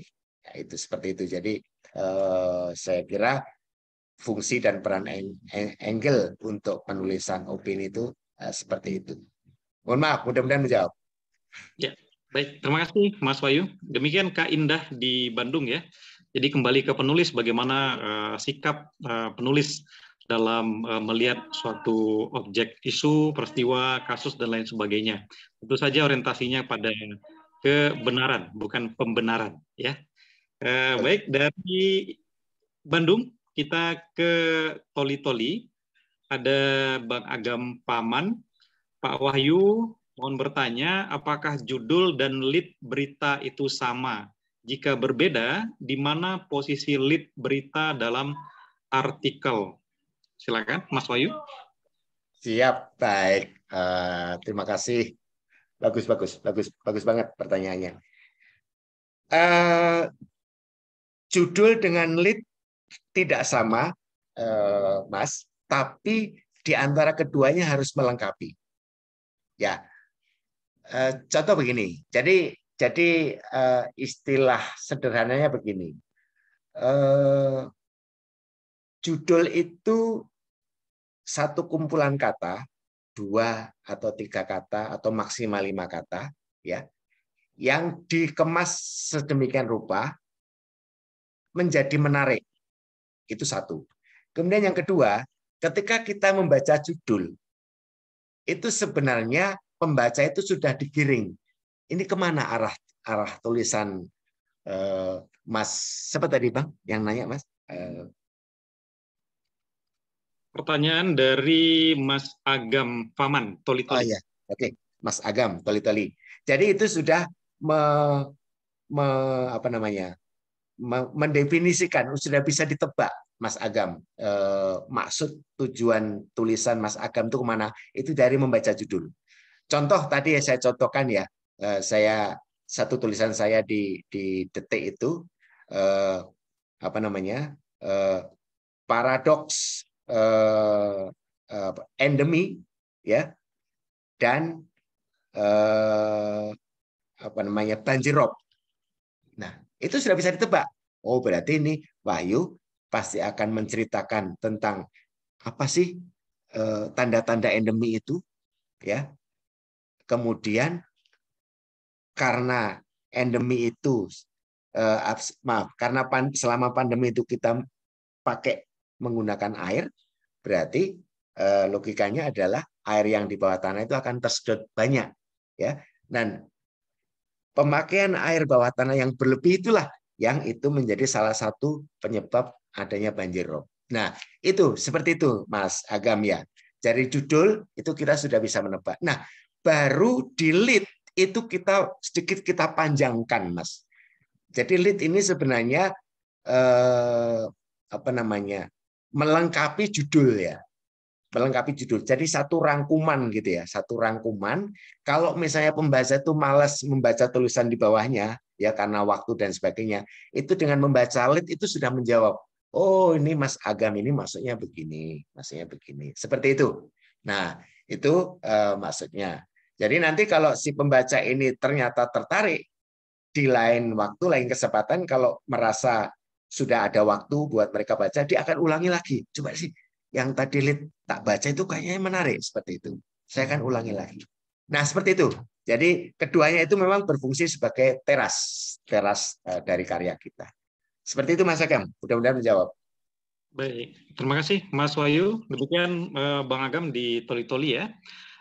Teman-teman, kita masih punya cukup waktu untuk sesi tanya jawab. Dipersilakan lainnya ingin melambaikan tangan berbicara langsung kepada narasumber atau mengisi kolom komentar dengan pertanyaan-pertanyaannya. Baik, dari Toli-Toli kita ke Karawang. Ada Kak Neneng JK. Izin bertanya, saya ingin bertanya terkait judul. Biasanya untuk mengakali judul agar tidak terlalu panjang, saya sering menyingkat kata. Apakah judul dibuat harus berdasarkan lead? Terima kasih. Neneng di Karawang. Silakan, Mas Wahyu. Oke, baik. Ini adalah satu kesatuan ya, Mbak Teteh Neneng. Ini adalah satu kesatuan yang memang tidak bisa berdiri sendiri. Jadi satu kesatuan utuh ya, Mbak Neneng. Di beberapa media itu justru straight mengatur ini.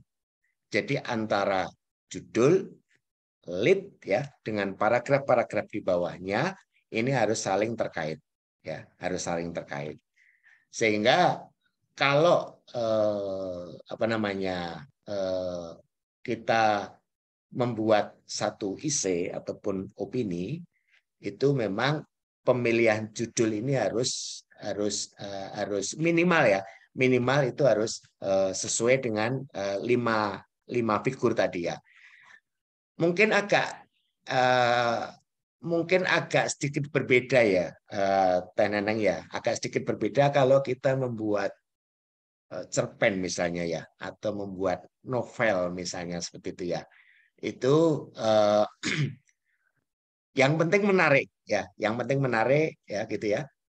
Meskipun nanti kadang antara judul dengan sinopsis dengan isinya itu agak ada perbedaan. Namun kalau di IC, di opini itu judul itu mewakili isi di bawahnya, kurang lebih seperti itu. Jadi judul itu mewakili isi di bawahnya. Dengan orang membaca judul itu sudah bisa mereka-reka, menebak-nebak. Oh ini arahnya ke sini, arahnya ke sana. Baru sedikit mereka punya waktu, mereka akan membaca lead atau paragraf pertama seperti itu. Nah setelah membaca paragraf pertama, waktunya kebetulan mepet gitu ya, ditutup sama mereka, tutup. Nah kalau dia tertarik dengan judul dan paragraf tadi, pasti nanti di lain waktu dia akan membuka kembali. Kira-kira seperti itu, Teh Neneng. Mudah-mudahan menjawab.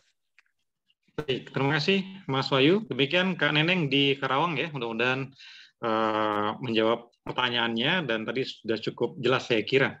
Dari Karawang kita ke Malang, Jawa Timur, ada Kak Riami. Izin bertanya pada Bang Wahyu, bagaimana menentukan keberpihakan penulis tentang hal yang kita bahas, jika itu bertentangan atau kontra. Nah, pertanyaan ini saya tambah, Mas Wahyu, apakah selama Mas Wahyu menulis di Detik dan lain sebagainya, ada feedback tidak dari penulis-penulis lain yang menanggapi tulisan Mas Wahyu atau bahkan menyerang dalam tanda petik tulisan Mas Wahyu? Silakan, Mas. Ya, baik. Yang kedua, saya jawab masukan. Alhamdulillah sampai dengan saat ini saya belum pernah mengalami satu serangan seperti itu ya, seperti yang dimaksudkan tadi ya. Jadi saya untuk sementara berkesimpulan bahwa artikel saya mungkin diterima, begitu masukan ya. Artikel saya mungkin diterima.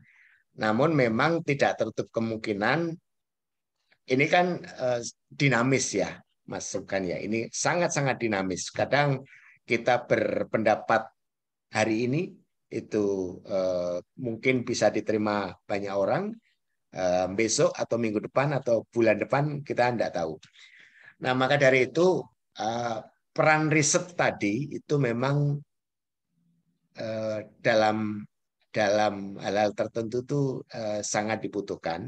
Ini sebenarnya riset ini juga secara tidak langsung untuk menguatkan pendapat kita ini agar dia sedikit bertahan agak lama gitu loh, Bang. Karena memang sebenarnya kan pemberitaan di media online ini sangat cepat ya, sangat dinamis ya. Jadi hari ini masukin mungkin besok sudah ketinggal, sudah kedaluarsa lah istilahnya seperti itu. Nah, agak sedikit mengulur supaya kedaluarsanya tadi agak panjang, itu makanya diperlukan riset tadi. Meskipun ini sifatnya adalah riset yang tidak mendalam seperti halnya karya-karya ilmiah sebagainya. Begitu kira-kira Mas Ban. Ya, baik. Terima kasih Mas Wahyu. Terima kasih. Ya, terima kasih Karyami di Malang. Dari Malang kita ke Berau, Kalimantan Timur. Ada Bang Agung, izin bertanya, bagaimana kita bisa melihat kutipan penting dari literasi suatu pendapat atau ahli atau buku, sehingga bisa memilih kalimat yang bisa kita kutip. Terkadang banyak kita menggali literasi yang terjadi, semakin luas angel yang didapat. Untuk penulis yang baru belajar seperti saya, kadang semakin banyak membaca, semakin kehilangan arah. Mohon penjelasannya, Bapak. Silakan, Mas Agung. Iya. Banyak sumber baik. Bingung mau dimulai dari mana ya. Ya. Ya itu tadi, Mas. Jadi memang kehilangan arah tadi karena memang kita tidak membiasakan menyusun outline ya. Jadi terlihat barangkali ini klise ya, tapi sebenarnya dalam pembuatan isi sekalipun itu diperlukan adanya outline ataupun kerangka tadi ya. Meskipun ya tidak panjang lebar, tapi cukup kata-kata kunci yang nanti itu akan kita pakai sebagai apa namanya, sebagai pemagar atau sebagai pembatas supaya kita tidak liar. Karena kalau kita agak melenceng, nanti pasti tulisan kita nanti akan buyar. Dan sebenarnya balik ke istilah tadi apa namanya, kacau atau buyar tadi ya. Sebenarnya itu tidak mungkin terjadi bagi seorang essayist ya, sahabat-sahabat sekalian. Karena essayist itu sebenarnya kan, atau kolumnis itu kita sudah punya konsep, kita sudah punya pendapat terhadap satu masalah ya. Kita sudah punya itu, ya kan. Baru untuk memperkuat pendapat tadi, untuk apa namanya, menjawab permasalahan dengan pendapat kita didukung dengan data-data riset tadi. Nah, kalau itu sudah kebentuk semuanya, sudah terstruktur semuanya, sebenarnya mengalir saja, teman-teman, mengalir saja kita menulis, ya. Jadi kalau istilah kita di novel atau di cerpen apa ya istilahnya, mohon koreksi Mas banyak kalau salah. Stuck pikiran itu loh, yang buntu itu loh ya, buntu ya. Itu apalagi pakai istilah dengan ini lagi suasana hati kurang nyaman, itu di essay tidak ada. Di essay tidak ada. Yang penting kita sudah tetapkan dulu kita punya pendapat apa, punya pandangan apa terhadap satu masalah, kemudian kita cari referensinya, kemudian kita ini. Nah, terkait referensi, kalau yang saya alami ya, sahabat-sahabat sekalian, itu saya biasanya ngambil yang data-data yang resmi, misalnya seperti BPS misalnya ya, BPS. Atau kalau sahabat-sahabat nanti mau searching ya, itu cari media namanya The Conversation. Itu ada dua versi bahasa, itu bahasa Indonesia, bahasa asing. Nah, di situ dikupas oleh ahli-ahli semua, menyoroti berbagai hal, mulai dari politik, ekonomi, perubahan iklim, lingkungan, dan sebagainya. Nah, dari situ bisa dijadikan sebagai cuplikan tadi. Jadi banyak sebenarnya ya, seperti itu. Wikipedia di berbagai hal itu juga ada benarnya. Tapi di berbagai hal yang lain juga jangan terlalu dipercaya sepenuhnya. Paling aman sudah BPS gitu, atau statistik yang dikeluarkan, dirilis oleh negara. Itu jauh lebih aman. Seperti itu. Mudah-mudahan menjawab. Baik, terima kasih Mas Wahyu. Ya, saya sepakat ya. Banyak sekali penulis yang mengutip sumber-sumber Wikipedia. Nah, Wikipedia ini mudah disunting-sunting orang kan begitu. Jadi keakurasiannya perlu dalam tanda petik dipertanyakan juga. Saya sepakat untuk merujuk kepada sumber-sumber yang resmi dan akurat. Terima kasih Mas Wahyu. Teman-teman, kita mungkin masih punya waktu sekitar 25 menit ke depan ya. Silakan melambaikan tangan atau menulis pertanyaan di kolom komentar. Baik, Mas Wahyu, saya ingin mengajukan pertanyaan yang lebih teknis ini. Ketika Mas Wahyu mengirim naskah misalnya ke Detik lah ya, detik.com, itu kriteria pengiriman naskahnya seperti apa? Naskahnya panjangnya berapa? Karena kalau di media cetak itu kan ruang kolom media cetak itu sangat dibatasi betul ya.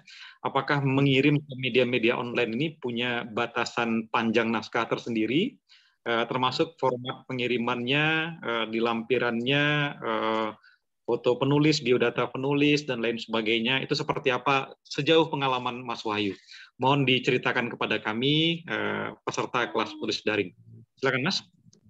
Ya, baik. Terima kasih Mas Suhan. Fantastis pertanyaannya. Untuk biasa yang pernah saya alami masukan, untuk di Detik itu nggak juga terlalu panjang sih, Mas. Jadi dia kisaran antara 700 sampai 800 kata. Bahkan sesekali itu 1000 itu katanya sudah dianggap terlalu panjang. Kebetulan apa namanya, beberapa waktu yang lalu ketika kami bersama-sama dengan Bu Fatati mengikuti salah satu kelas menulis itu, memang diberitahu seperti itu. Jadi justru kalau terlalu panjang itu tidak mereka tidak ada waktu untuk mengkoreksi. Jadi rata-rata antara 700 sampai 800 kata itu sudah cukup. Kemudian di detik itu kalau yang saya alami, kecuali di detik travel ya, Mas Suban ya. Di detik travel itu memang diminta beberapa foto-foto ya, beberapa foto-foto saat kita berkunjung ke satu lokasi destinasi begitu. Itu diwajibkan. Tapi kalau di detik newsnya, di detik.com itu nggak terlalu. Seringkali saya mencoba, saya ngirimkan foto, gambar, itu nggak kepake, Mas Suban, nggak kepake. Ya, jadi lebih aman tuh dari foto di CV kita itu kan biasanya di awal itu diminta ya pada saat registrasi itu ya. Itu nanti yang selamanya dipakai. Dari foto kita di CV itu nanti yang di capture sama mereka, baru nanti dimasukkan di tulisan kita. Jadi gambar-gambar pendukung khusus untuk news itu tidak terlalu diperhitungkan buat mereka. Yang penting itu tadi tulisannya tidak usah terlalu panjang, kemudian yang diangkat temanya adalah tema-tema yang lagi kekinian, yang lagi hot issue, namun usahakan memang tidak mengulang, karena saya pernah coba ya ini ya, ada satu permasalahan yang lagi rame, kemudian sudah pernah ditulis oleh orang gitu ya. Nah, saya coba tawarkan satu penulisan yang sudut pandangnya nggak terlalu beda jauh dengan itu ditolak, Mas, ditolak gitu. Nah, seperti itu. Jadi dan mereka di detik itu sepertinya sudah by mesin ya. Jadi semuanya yang menjawab itu pakai mesin. Belum tidak seperti di beberapa media itu masih menggunakan email. Kalau di detik itu sudah disediakan untuk form penulisan artikel, kemudian diketik di situ, atau kita sudah punya konsep, kita copy, kita masukkan ke situ. Saya biasanya pakai Calibri ya, kalau di situ font 12 itu Calibri font 12, dan nanti kita ratakan pakai perataan. Sudah, setelah itu baru kita masukkan kata-kata kunci misalnya. Ya, itu biasanya kalau kata kunci saya ngambil 3 kata dari judul. Jadi kalau tadi misalnya paradok, kemudian endemi, kemudian banjir rob gitu. Saya ngambil 3 kata kunci itu kita masukkan. Baru setelah itu kita submit, kita entry. Nah, nanti akan dapat notifikasi, Bang Suman akan dapat notifikasi. Oke, terima kasih. Tulisan artikel Anda sudah kami terima, untuk selanjutnya menunggu moderasi atau menunggu kurasi dari kami. Nah, itu beritanya itu, ini ada fenomena sekarang Bang di detik ini. Yang sekarang ini yang jelas di detik ini sudah tidak menyediakan honor ya bagi penulis. Namun entah bagaimana ya, sepertinya euforia orang menulis di detik itu masih sangat tinggi, meskipun sudah dihapus honornya. Nah, kalau dulu diterima tidak diterima itu rata-rata 4 hari, dijawab 4 hari. Namun, maaf, saya minum dulu. Ya, silakan minum dulu.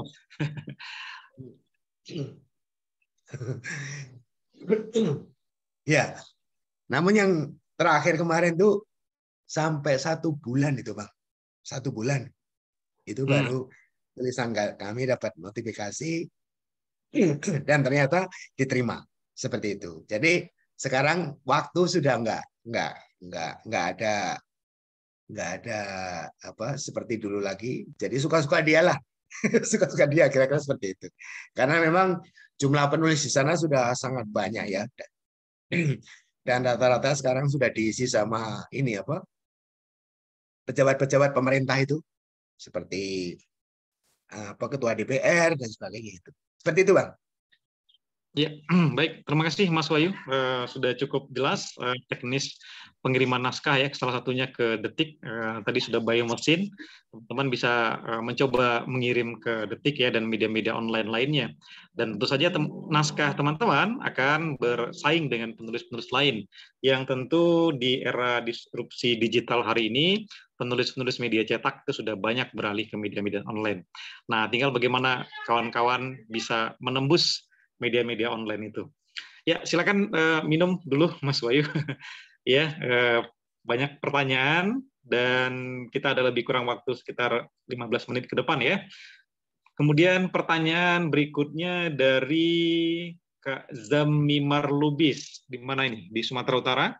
Izin bertanya, bagi yang penulis pemula seperti saya, kira-kira media online mana yang bisa saya jadikan tempat menulis opini?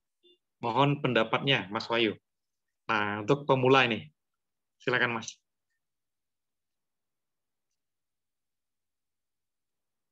Ya, halo, Mas Wahyu, masih monitor? Mikrofonnya off.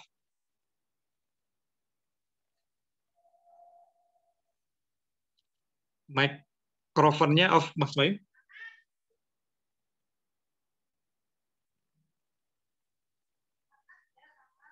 Halo, Mas Wahyu, apakah masih monitor?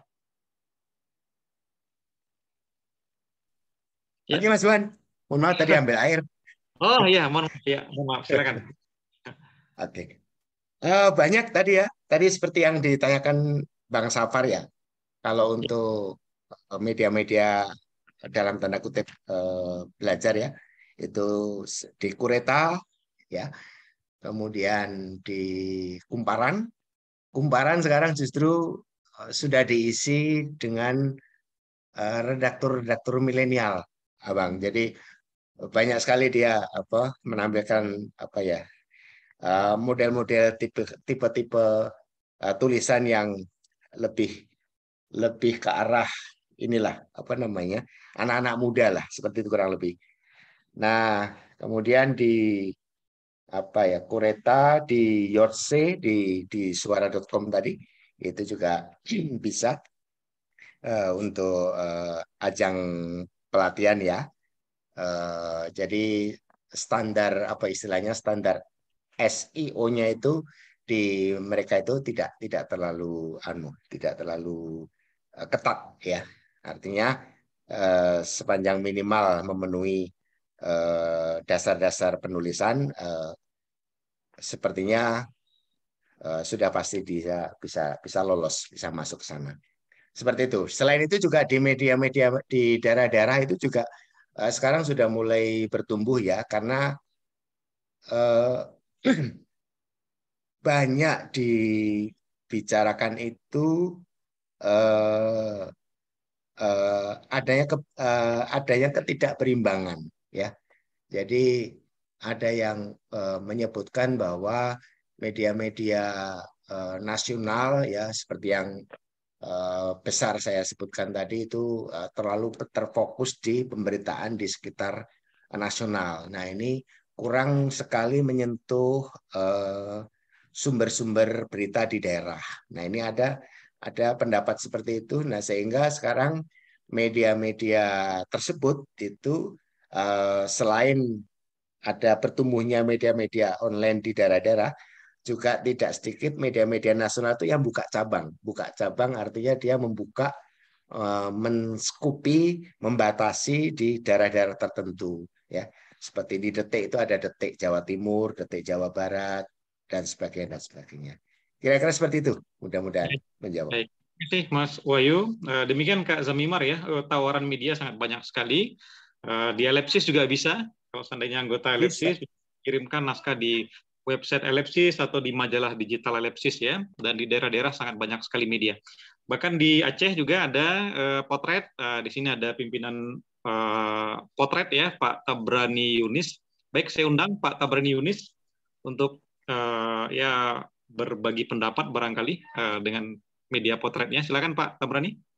Oke, terima kasih banyak. Ya, Assalamualaikum warahmatullahi wabarakatuh. Waalaikumsalam. Untuk teman peserta latihan menulis di media daring. Nah, menarik, saya juga tadi banyak mendengar penjelasan dari Mas Agung.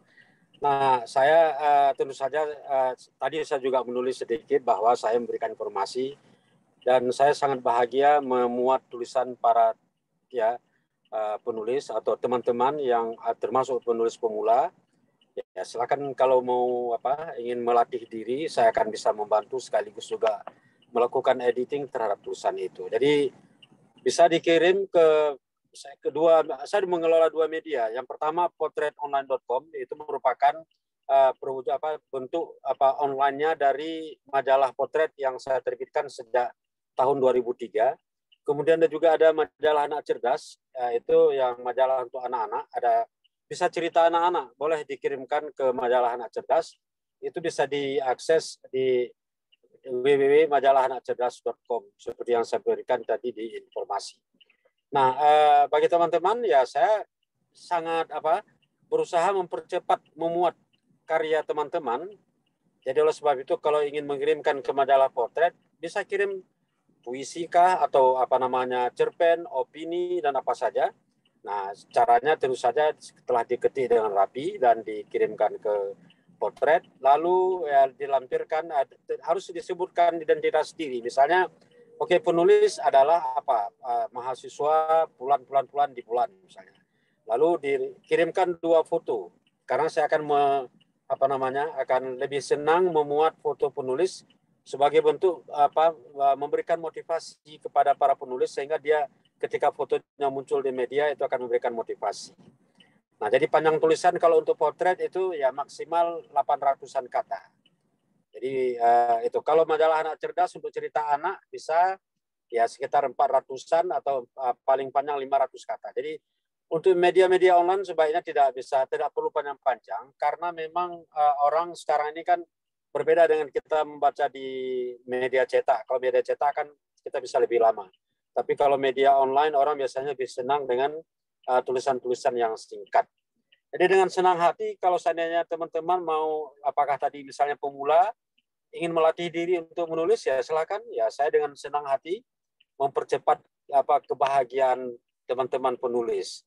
Saya kira begitu informasi dari potret. Kalau memang ingin mengirim ya boleh kirim lewat WA juga boleh ya. WA saya punya nomor saya di 0811 68 5623 itu WA, boleh dikirim lewat WA atau juga bisa dikirim lewat email ke potret.ccde@gmail.com.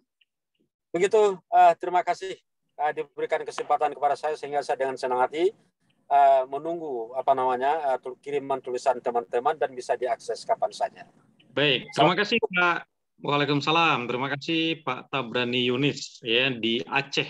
Nah, Aceh punya media potret dan majalah Anak Potret dan ini media yang sudah cukup lama dan bisa dijadikan media latihan untuk teman-teman bagi penulis pemula.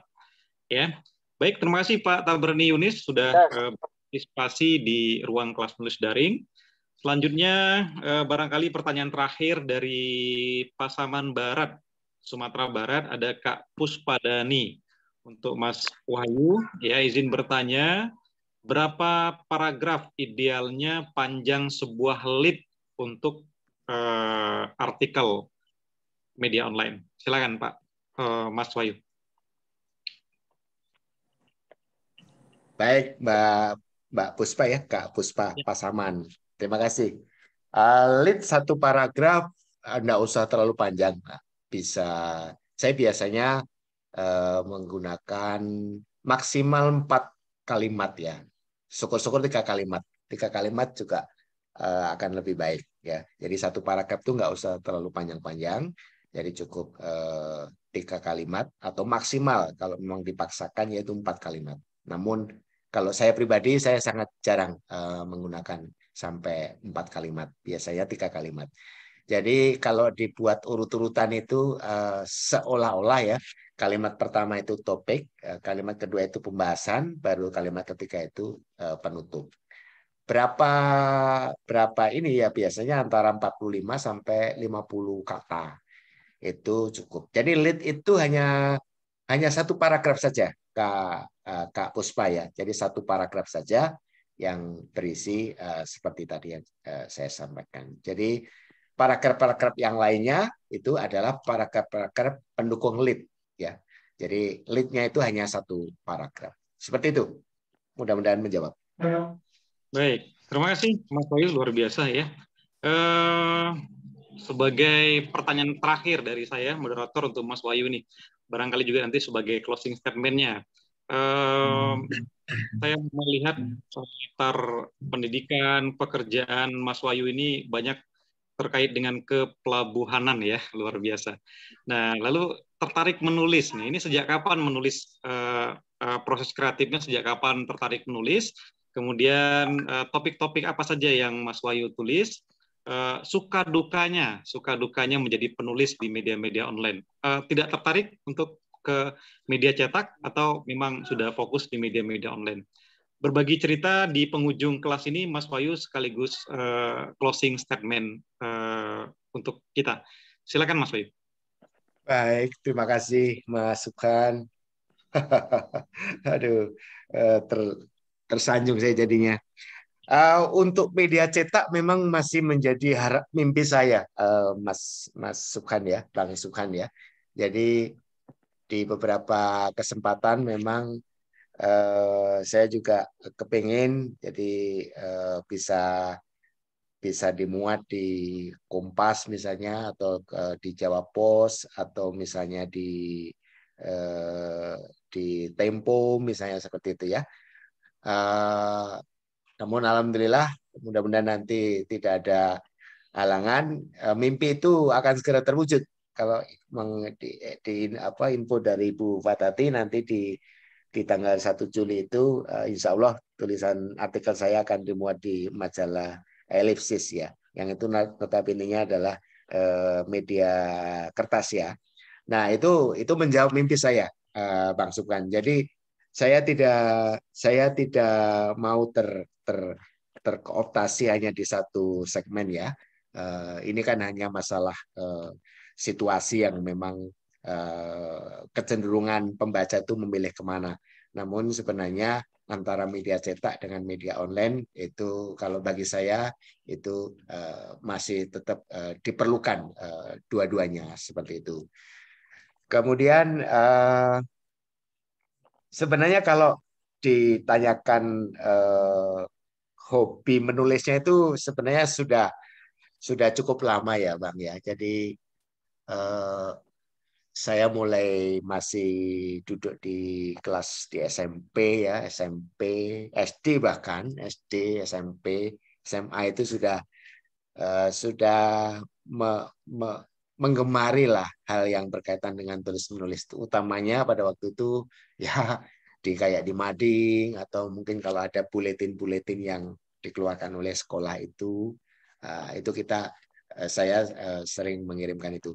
Namun memang ketika saya mulai bekerja pada waktu itu, hobi itu atau kegemaran itu agak sedikit terabaikan ya. Ya mungkin karena masalah waktu saja.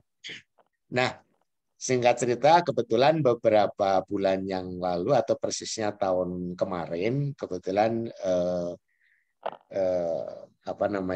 saya tidak sengaja dikenalkan oleh seorang teman untuk mengikuti satu kelas menulis online tadi. Meskipun sebelumnya juga saya masih bertanya-tanya, apa sih menulis online, menulis daring itu seperti apa sih, seperti itu. Saya masih bertanya-tanya. Nah, setelah mengikuti, ternyata memang menarik juga ya. Apalagi tadi betul yang apa yang disampaikan oleh Pak Tabrani tadi, itu memang seperti itu. Jadi ada semacam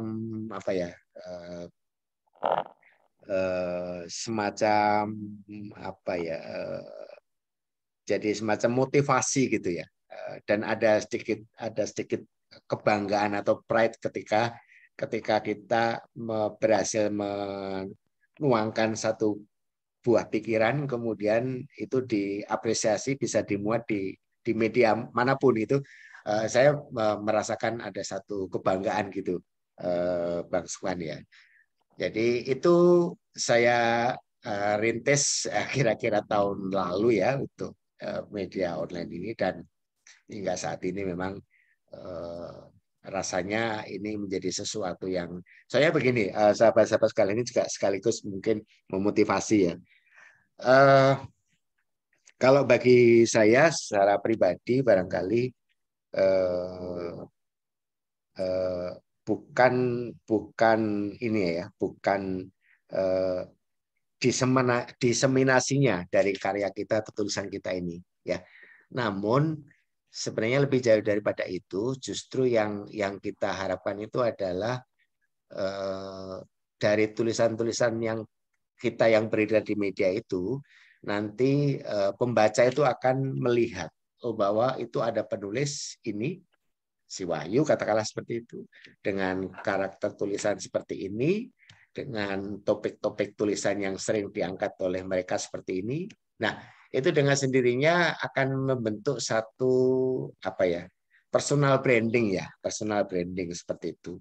Nah, multiplier efeknya apa, sahabat-sahabat sekalian? Jadi dengan seperti itu, ya ini satu contoh. Ini satu contoh pertama kali saya oleh Mas Pak Subhan, Bu Fatati diberikan kesempatan untuk mengisi satu materi. Ini adalah satu contoh output dari kita seringnya menulis seperti itu. Barangkali kalau kita menulis di beberapa media, kalau kita definisikan atau kita artikan dengan sesuatu finansial, barangkali tidak tidak sebanding ya. Namun efek dari itu yang kita bisa nikmati. Ya, salah satunya menjadi pembicara-pembicara seperti ini. Seperti itu, Mas Sukan. Jadi tetap semangat bagi sahabat-sahabat penulis. Ayo sama-sama kita bersatu padu mengembangkan literasi di negara kita yang hingga saat ini kita masih berada di kalau nggak salah di 20 atau 30 besar. Ayo tetap semangat, kita kembangkan terus. Semoga kita nanti bisa merangkak menuju naik tingkat literasi di negara kita. Demikian, Mas Sugeng. Baik, terima kasih Mas Wahyu Agung Prihartanto, luar biasa ya proses kreatif Mas Wahyu. Jujur saja ketika saya membaca beberapa artikel-artikel Mas Wahyu, ya saya pribadi tertarik ya, karena tulisan-tulisan Mas Wahyu ini mengalir gitu, mengalir enak, bahasanya lancar, dan ketika beberapa tulisan itu dikirim ke Elipsis, ya bagi Elipsis ini sebuah semangat baru dikirimi naskah oleh Mas Wahyu dan teman-teman lainnya. Terima kasih Mas Wahyu telah hadir di ruang kelas menulis daring untuk kiat menulis artikel opini.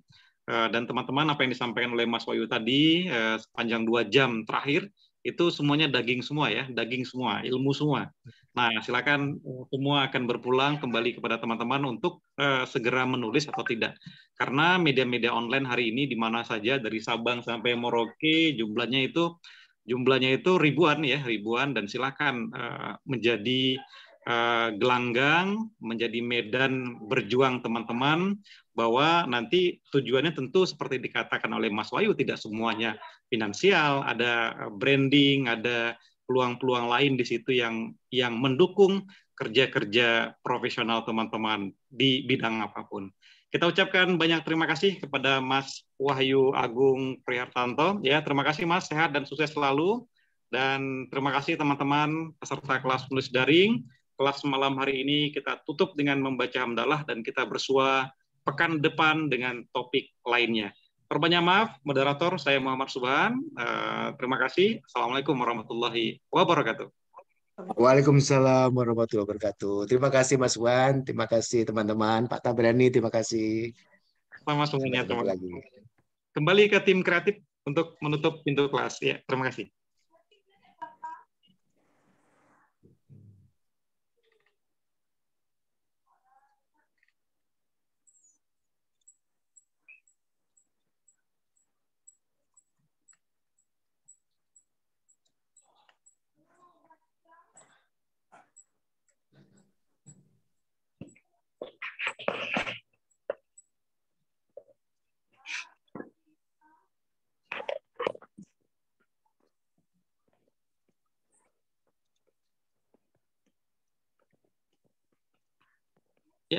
Silakan tim kreatif untuk menutup pintu kelas dan teman-teman boleh live ya. Terima kasih.